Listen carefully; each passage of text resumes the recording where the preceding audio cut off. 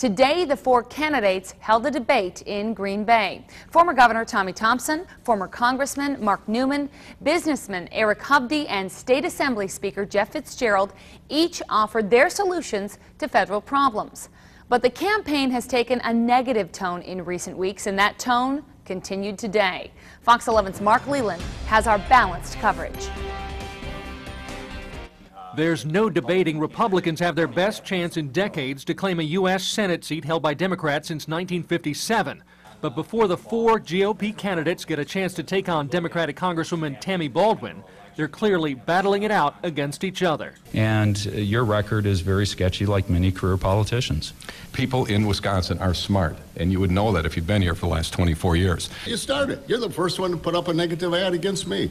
Candidates Eric Hovde, Mark Newman, and Tommy Thompson all engaged in taking jabs at one another during their debate at WTAQ Radio in Bellevue. Out of the fray, though, was candidate Jeff Fitzgerald, who hasn't had the inclination, he says, or in fact the money, to run the negative ads his opponents have been putting on the air.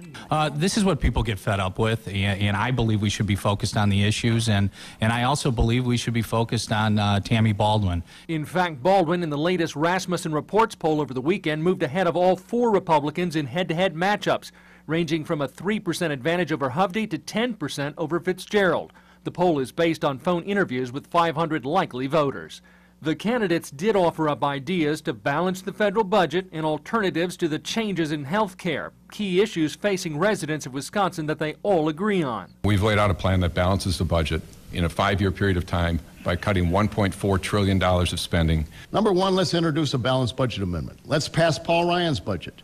I've also advocated an 18% ceiling, not only on expenditures, but revenue. So we need to bring down the $1 trillion in spending that President Obama has passed on to us. Secondly, we need to take a bottom-up approach. I'll tell you what we really need to do. You need to elect candidates that are going to have political courage, because that's what it's going to take. Because these are not easy choices. The candidates agree not only on financial reforms needed in Washington, but despite the bickering, they all say they will support whoever is left standing after the primary election. Look, it's all good and fun, and, you know, that's just the nature of politics.